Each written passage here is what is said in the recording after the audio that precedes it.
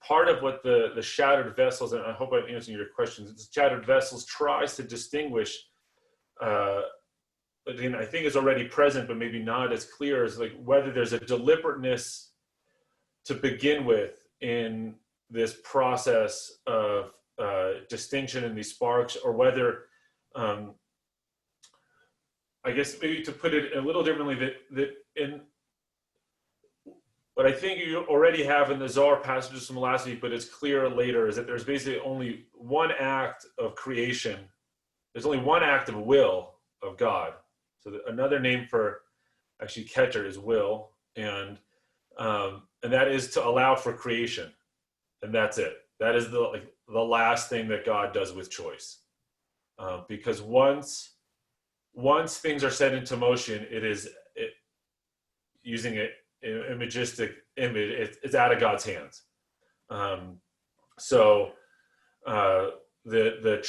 There's another. I didn't have a passage. I didn't put together a passage for it, but another version, again, that already isn't a creation story, that's already part of the Zohar, but becomes part of Lurianic Kabbalah. It's associated more with Isaac Luria, as Tzimtzum it's called, which is retraction or contraction, which is that God filled all the space and retracts from us and leaves an empty space within God, and just like puts in just the tiniest bit of God, kind of allowing to kind of go into it, and that's the created world. But there too, even in that image, the only choice is to allow for something other than God. But once that choice is made, to take free will seriously, in some sense, the Kabbalists go all the way back to that. After that, everything is, for the universe, is free will, and God is just out there, but no longer active. I don't know if that's what you're. Well, so in our work as human beings, as Jews, in taking part into Tikkun Olam and bringing back together those sparks, are we in fact de facto working on unifying God into oneness at the same time? Oh, for sure. Yeah. So in the Kabbalistic understanding, those are one and the same. The repairing of the world is the repairing of God, and part of what allows for kind of the intentionality to make that possible is that you say they're the same. So, for example, if you look at the same time as Isaac Luria, Yosef Chikatilo, who's puts together this is earlier, but becomes, I think ends up being taken, in any case, it becomes the primary Haggadah for the Kabbalist of Tzfat.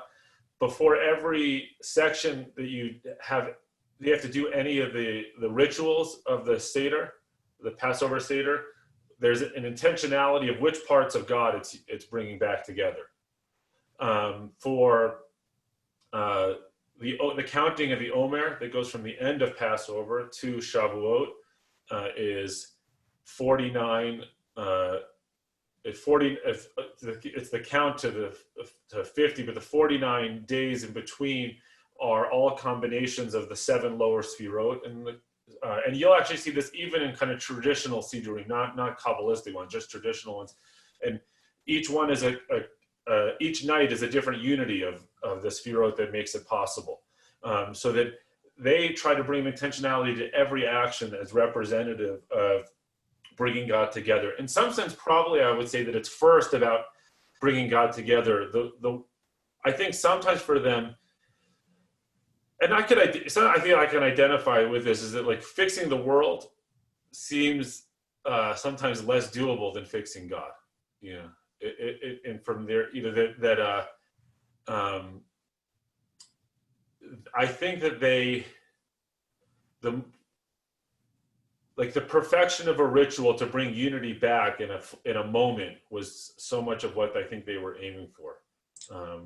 I feel like there's some kind of hint here of, sort of the idea of tiny particles versus sort of a more macro kind of view. And it just seems reminiscent to me of, looking at these, leptons or quarks or whatever it is versus, the big universe, and that micro versus that macro, that somehow there's a hint of something like that. And so I'm going to move on to the next question. Well, I saw David asked about whether it was a messianic notion for on that day, God will be one and God's name will be one. I think that a distinction that I would say that the Kabbalists do make, maybe post or because due to Christianity, is a real switch away from a messianic notion of a Messiah, but rather a Messianic age. Well, maybe two-part. Messianic age is not based on the arrival of a person, but rather the Messianic age is the time in which God is united again. But it's not that it's brought on by the arrival of a Messiah. And in a strange way, this is probably most clearly seen in our time with the Chabad community and the seventh. Not Menachem Mendel Schneerson, who was the seventh Lubavitcher Rebbe for the Chabad community, who was, because he was the seventh and the importance of the number seven, was considered by his followers to be the Messiah. But he was kind of trying to constantly teach that it was not that. The Messianic age was always available to you. So maybe to kind of circle back to that last one, that this all times are of the Messianic age if you're willing to bring back to strive for that unity or achieve that unity in any moment. But in some sense, his followers weren't listening. But yeah, the Kabbalists move away from kind of a messianic notion of the arrival of a human to do that. So if this is not the next question, but something for me also I'm thinking about. And if for the Kabbalists, this unity, accessing this unity is available at any moment, that the possibility is available. Again, that sounds to me like also the teachings in other religious mystical traditions, that one could attain that oneness through a meditation practice, the goal of a Buddhist practice, or the sense that if you accept Jesus in your heart, you can access redemption. I'm wondering with the Kabbalists, and the last thing that everyone said, that maybe unifying God, repairing God is easier than repairing the world. Maybe they did marry them, and certainly in Reform Jewish spirituality, the two are interdependent. That there is no redemption of the world, there's no redemption of God without the redemption of the world, and looking to marry them. So I'm just putting that out there. The next question, and if Yaron, you start first, then. I was quick to say on that, which is this in the early passages of the Zohar, there's this, it's the night of Shavuot, and Shavuot in the Christian tradition is the Pentecost, where they're speaking in tongues. So it's indescript language and or nonsensical language, and the Zohar compares the Jewish tradition of Torah study on Shavuot with speaking in tongues of the Pentecost, but also of silence of the meditative tradition, and clearly associates both silence with long silence with the demonic, and the speaking in tongues as avoiding kind of the text. The reason I guess is that in the goal for oneness, it ends up being a communal process. It's not done by itself. So in Shavuot, the Torah study that allows for that kind of high level of oneness is about people coming together to study, to repair, and not about it, and about it being kind of grounded in the realness of the word, but also not in monastic silence or in solitude, but really kind of engaging with the material. And to me, again, Torah in that case is not only like biblical text, but engaging in the material of the real world and those two have to be the same. You can't avoid what's out there in the process of repairing. Thank you. And the next question, what remains a mystery and what information might you need to address that mystery?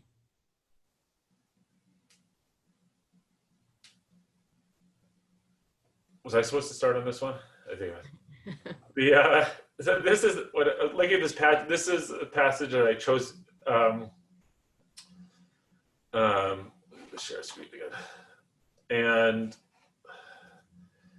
I think I might have mentioned last week or the week before, this is Crew's Torah portion, my son's Torah portion. He's learning with my mom right now.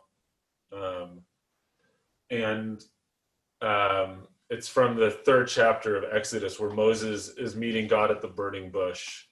And Moses said to God, when I come to the Israelites and say to them, the God of your fathers has sent me to you, and they ask me, what is God's name? What shall I say to them? And God says to Moses, Yeh asher yeh, I will be as I will be. And God continued, thus shall you say to the Israelites, Yeh sent me to you. As I will be sent me to you.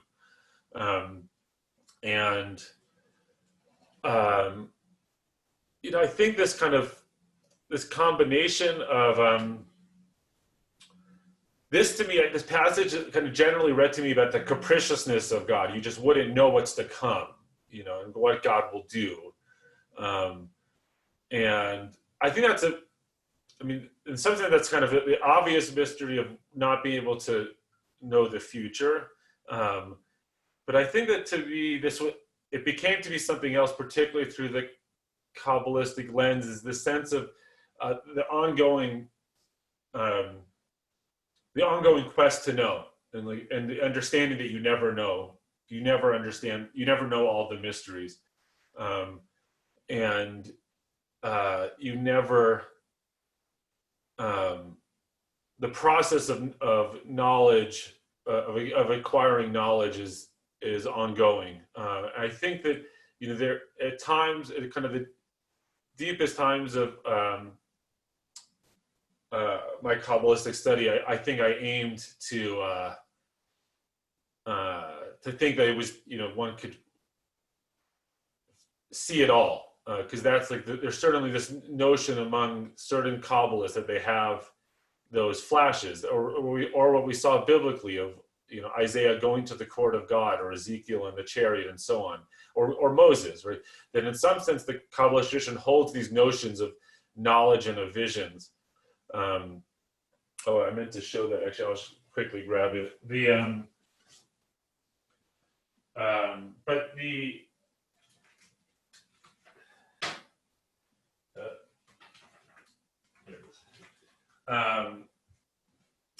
But at the same time, this understanding that it's always held out at a distance, and I find that kind of both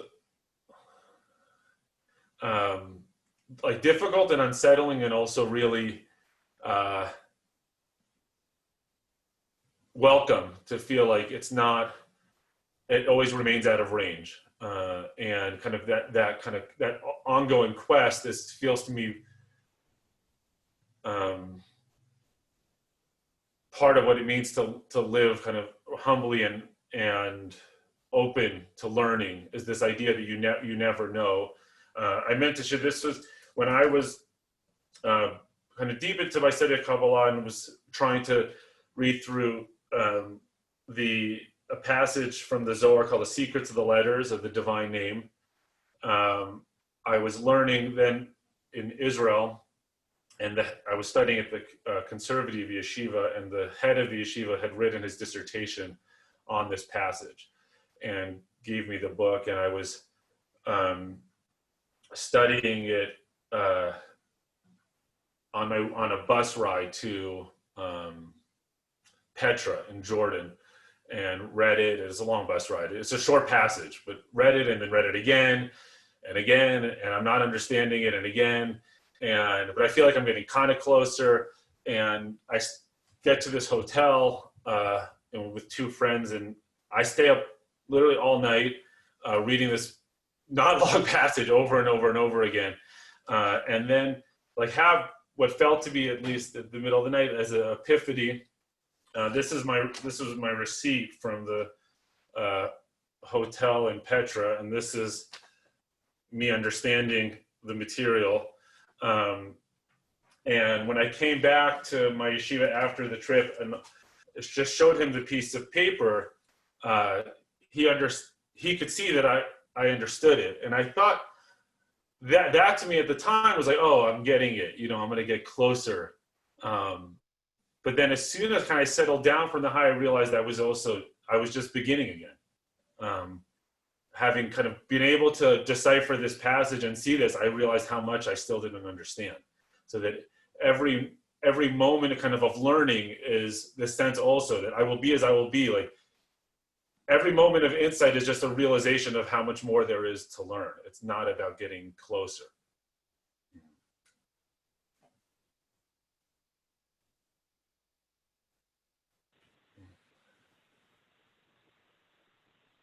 I couldn't agree more. That in trying to get closer to like some ultimate understanding or some ultimate answer, like you kind of feel like you're making progress, but then you look up again and you're like, oh, okay, well, I'm still kind of at the beginning. I feel like I've done something, not nothing, but I'm not. The ultimate answer, so to speak, is still really, really far away.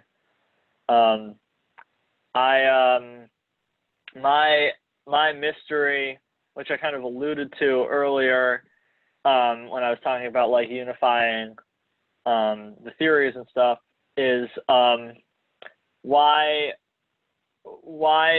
are the laws of physics why are they the laws that our universe has? Why did the universe not make gravity stronger? Or why are there, in physics we say there are 4 fundamental forces, why aren't there 5 or 3, whatever? Like what was it, why, I mean, another way of thinking about it is like why is the universe the way it is? But I really do mean like, not just like why did people do these things or whatever, but why are the theories that describe the universe, why are they the ones that describe the universe instead of all these other ones which we've come up with over the centuries? I mean, even going back to like, when Galileo did his experiment dropping like a heavy ball and a light ball off the Leaning Tower of Pisa, like, and he disproved, 2,000 years of supposed knowledge and understanding that said that heavier things fall faster than light things. And why was it that Galileo was right instead of Ptolemy?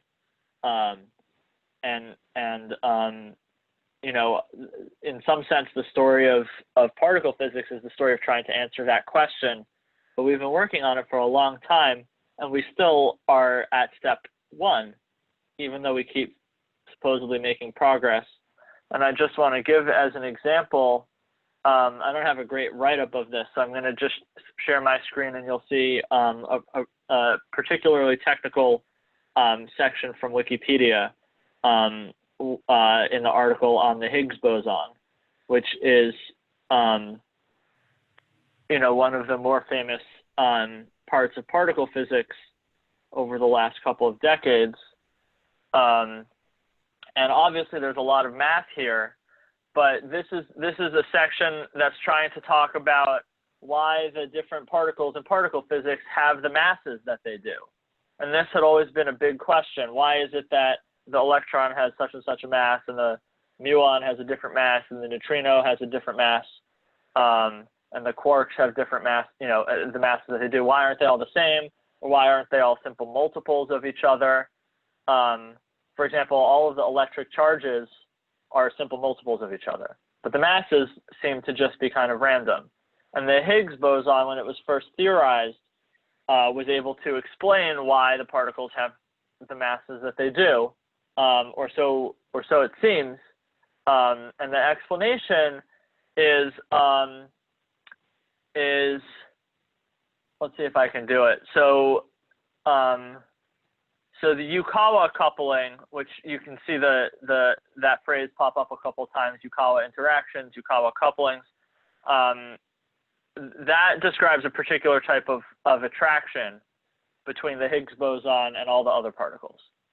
And the explanation that Higgs and subsequent scientists gave for why the particles have the masses that they do is that the masses are directly related to the strength of the Yukawa coupling. So if there's a stronger force of attraction from the Higgs boson to a particle, then it has a bigger mass.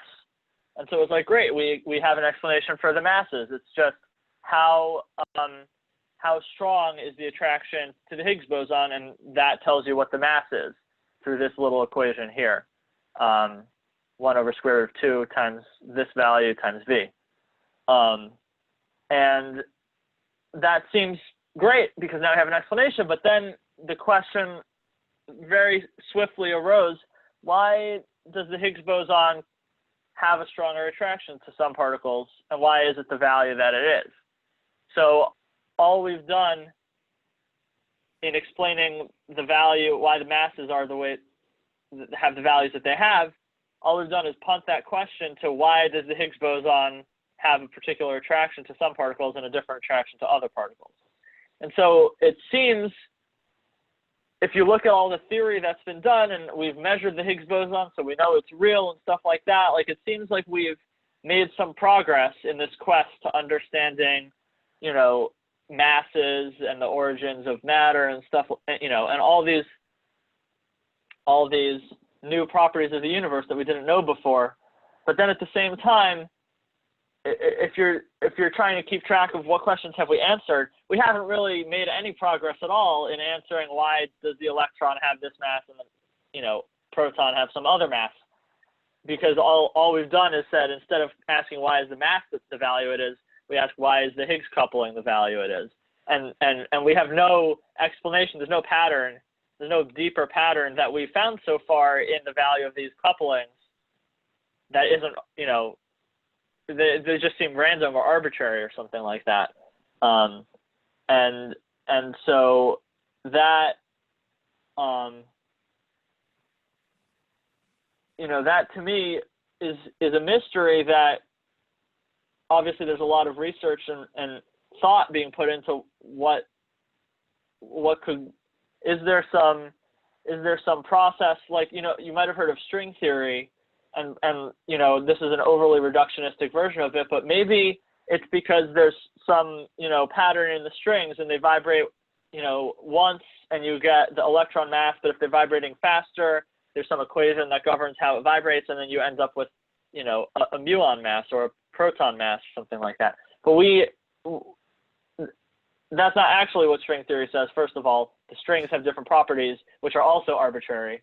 So even if string theory is right, you're still not really much closer to the answer.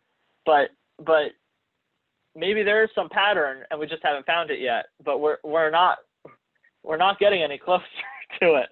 And that really, to me, resonates really strongly with Yaron's story of studying a passage, over and over again, and at the end realizing that you've had some enlightenment, but you're no closer to your ultimate goal than when you started. So that's my mystery. But Sam, when you think about that, I mean, part of the issue is how you measure the value of whatever discovery you make. And so while you're a lot more removed in theoretical physics from engineering, still there's a notion of utility, right? So what are the questions, and what sorts of things can I either posit and then verify through experimentation that would help me explain the phenomena that I see or answer some of these questions. And whether it's the quote unquote right answer or not really doesn't matter. Whereas I would think anyway that there is, you know, when we're talking about an understanding of the divine, that there really is something intrinsic there, and that it's not good enough to just work towards a continuing refinement, but that there really is an end goal. If for the, you know, the next 10 centuries, physicists merely continue to refine their understanding of observation, they'll probably be perfectly happy, and there'll be plenty of Nobel Prizes to share. Yeah, I mean, I think, you know, you used a very particular word in your comment, which was utility. And I think that utility is a word that, you know, our culture like has given a lot of meaning to, that things that maybe don't have a high utility, like aren't worth, you know, our time or our money or our energy or something like that. You hear this a lot, obviously, in the field of economics, which is about measuring how much stuff is worth, in some sense. And I want to just, you know, maybe push back a little bit on the idea that studying Kabbalah or other you know, trying to pursue a higher pattern in the universe, or any other sort of maybe more spiritual or philosophical endeavor, as opposed to one that is dealing with, you know, measuring things and building things or explaining what we see in the world in a very concrete sense. Those can also have a high utility if you're thinking about utility not just as creating monetary value, but as creating, you know, human value, or like life, you know, a fulfilling life or something like that. And so, yeah, you're right in that, you know, if we just continue to make better and better measurements, you know, we'll generally be satisfied on the hamster wheel of science or whatever. But I think that, you know, I think that the ultimate mystery is still there of what is there a deeper explanation, and what is it? And trying to pursue questions like that, you know, whether you're a particle physicist or a Kabbalist, like can lead to you know, literally having a better life, being more satisfied, more fulfilled, and happier in some sense, you know, which I think is a pretty good way to measure utility. But isn't that more a statement about you as a scientist, and even the community of committed research scientists, than it is about the content of the work? And I used the word utility knowing that it was freighted, but yeah, sure. I mean, I think this goes, it is more a statement about what I want to see out of science than about what the actual description of the universe is. But as a member of the community of scientists, I have, you know, although a very small impact, I do have some impact in what questions get studied, and what we try to investigate, right? And the more people who agree with me that it's very important that we understand why the particles have the masses they do or whatever, the more attention is paid to that, and the more research is done on that. So yeah, it's a reflection of me, but it's in the same way that anything else is. It's all part of the community of you know, trying to decide what questions are important questions. So moving into the last pair of questions, and I'm going to add, based on Steve's question, just another piece. Yeah, we have enough for the last pair. What have you learned that you find distressing? And at the same time, have you learned something that brings you joy or comfort? And because we're coming to the end, I also wanted to bring in Steve's question of goal. And is there a goal to this study? Is it happiness? Is there a goal? And so any part of that. I really, the passage that I began with from Chaim Vital, that comes really from his teacher Isaac Luria, and the kind of the shattering and the randomness. I think I said at the beginning, I found both distressing and comforting. I think if one for me tries to hold a deliberateness and an active will of God, either throughout creation or even more so to today, that strikes me as more distressing than randomness. And so at first, kind of the sense of being an accident sounds difficult, and again, in comparison to being a deliberate creation in the image of God. And then on the other hand, it's really hard to reconcile a world of brokenness, of misdeeds, of anger, of violence, with a sense of divine will. And I think that what comes out of Kabbalah, it feels to me like a distressing and comforting worldview of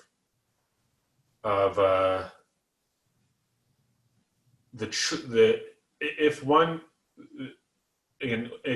accepts it, that the choice of God to allow for creation is an act of mercy, to allow for something outside of God. And then everything after that is about human will and human choice rather than the divine. And I think that stretches also then to a sense of goal with it, that there is a lack of reliance on the divine, a lack of reliance on divine intervention, that God will save or that God will redeem, and instead, kind of that it really is the human pursuit to know more and to correct the world that allows for the world to improve, and hope, and in the hope that God becomes God again, in some sense. And I find like comforting, disorienting, at the same time, but way more consistent to the way I experience the world than I think traditional notions of the divine presence in the world. And I thought too, to Sam's question and point about this question of utility and knowledge, is that there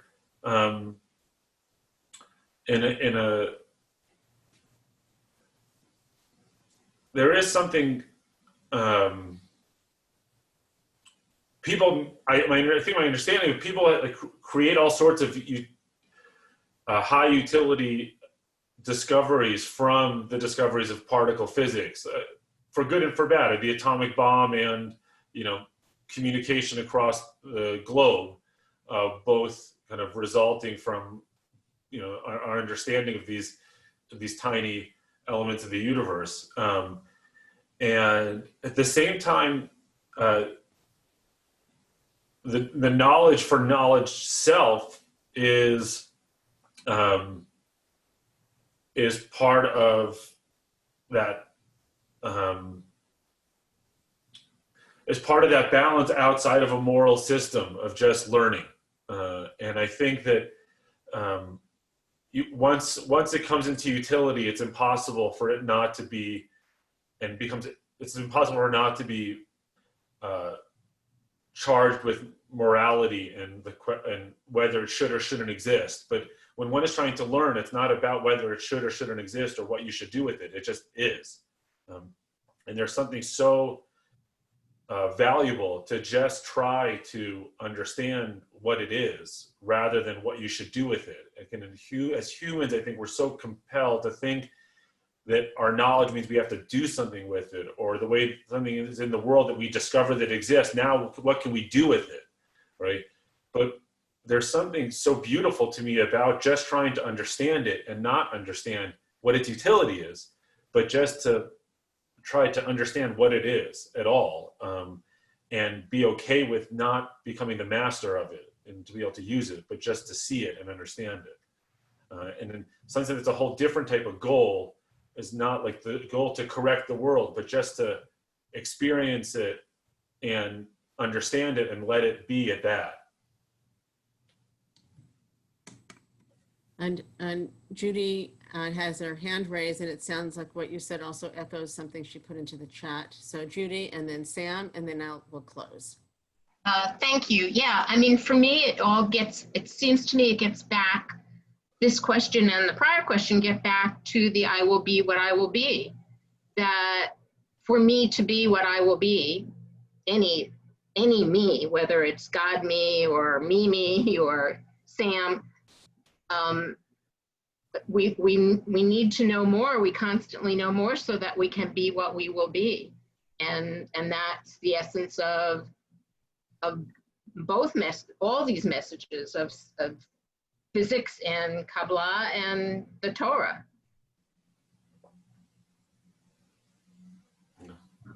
And Sam. Yeah, so what have I learned that I find distressing? I think, again, I've kind of been talking, I think over most of the sessions we've had, that there's kind of like the culture of science issues or properties, and then there's the, actually the material, like what did we actually discover about the universe, whatnot. And certainly in the actual discoveries of the universe, there's tons of stuff that's like, wow, that really puts me in my place, or, oh man, it's kind of sad that the universe works that way. One of the ones which Yaron actually referenced is like randomness. So I think if anyone has any kind of popular understanding of quantum mechanics, it's that the universe is sort of intrinsically random, or at least unpredictable. And so this was a big, controversy in the scientific world when those theories first started to gain favor and currency and confirmation by experiments. People were like, there's no way, we have to be able to predict the outcomes. And it kind of strikes at, almost like the heart of like, the worldview that I was brought up with, at least in terms of my science classes, which is like, we can make better experiments to measure more precisely, and the equations will help us predict things. And then, you learn basically in college or, in high school, if you're taking an AP class, like, okay, sort of, yeah, but also sort of no. And there's stuff that we just know that we're never going to know the answer to. I would also put up there the idea that the Earth isn't the center of the universe, or that like our galaxy is not special, as things which are like kind of distressing. But I think it's also, I also put that obviously in the amazement category in the first question, because I think it's kind of both. It's like, wow, we're, people, are just made of the same kinds of particles. Like there's no special physics that's going on in our brains or something like that. Right? We're just made of stardust. It is both something that's like, well, I wish that we were kind of special, but also isn't that so cool that the universe is so, has so much promise, and there's so many possibilities that something like us could exist, could be formed, out of the billions and billions of years of progress in the universe. So that's sort of my, like, what do I find distressing about like the different results in science. Also, I'll just file under that, like the idea that we still, try as we may, we still have no idea of why the particles have the masses that they do. But in terms of culture or physics, I mentioned in my first talk the first discovery that particles and antiparticles didn't always behave exactly equal and opposite. There was this Chinese immigrant woman physicist, C.S. Wu, who made this discovery, and she was skipped over for the Nobel Prize. And so just, remembering that, scientists are people and Nobel Committee is people, and people are imperfect, or sometimes outright, mean or discriminatory. And that, I like to think of physics as this ultimate pursuit of truth. It would be nice if physics was this ultimate pursuit of truth and scientists were rational beings who made objectively good decisions all the time. We're just not. And it's sort of, lifts the veil. It's like the man behind the curtain or whatever. That's like, no, that's actually people doing this. So I don't know, again, that's kind of distressing. And it's also kind of amazing that we've been able to come this far, even with those imperfections. And I'll just very briefly do the thing that brings me joy. The thing that brings me joy in my studies is this idea of symmetry. And, when I was learning about the mathematics and the equations behind symmetry and how to use it to solve problems, and those lessons and the way that symmetry manifests itself in equations was kind of made me happier than learning about special relativity or E equals mc squared, or learning about the Large Hadron Collider or whatever. But the way that symmetry works, you start with some equation that doesn't look particularly special, then you go, maybe I should change these variables around a little bit because I think there's some symmetry. And then at the end, you go through a bunch of algebra or calculus, and then at the end of the day, there's a whole bunch of terms that cancel. So you've got a +1 on one side and a +1 on the other side. So you just remove them from the equation because they don't impact anything. And almost everything will cancel, and you'll be left with what you started with, even though you made some change. And usually it comes out of nowhere. Usually you can't predict how everything's going to work its way out. And so I just love seeing the order emerge from what looks like chaos.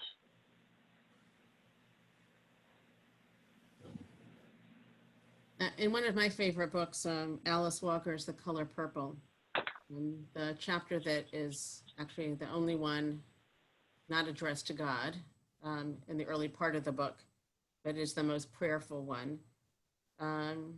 One of the protagonists responds to a question, why is there the color purple? The color purple is there. Why is it there? Because God wants to be noticed. You shouldn't walk by and not notice. So I wanted to end with the amazement that of what is. Attributed to Albert Einstein is the observation that people can choose to live as if nothing is a miracle, or as if everything is a miracle. And the intention we have that we can bring to the world, and like perhaps the Kabbalist intention, the intention shapes the universe.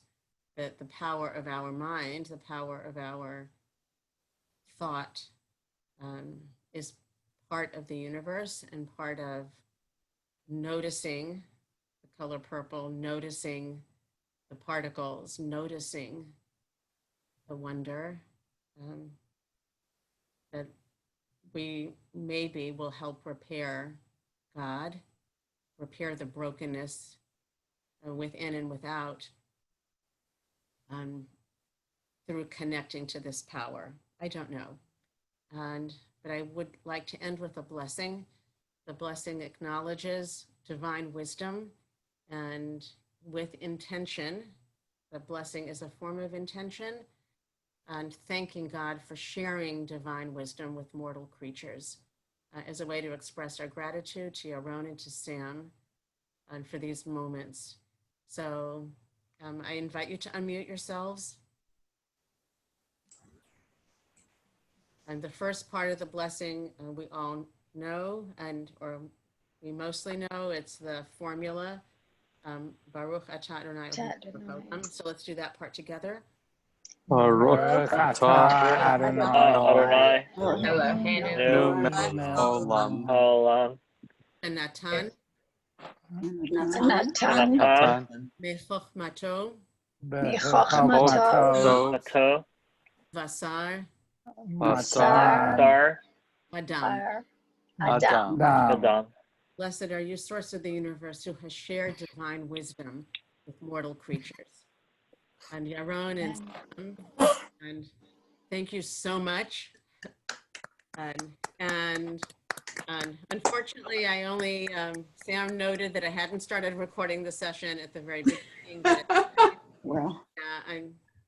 and at some point did start recording. So what is recorded will be available, and the rest will percolate in our spirit, moving the molecules around and rearranging them and sending off new thoughts and new waves of energy. And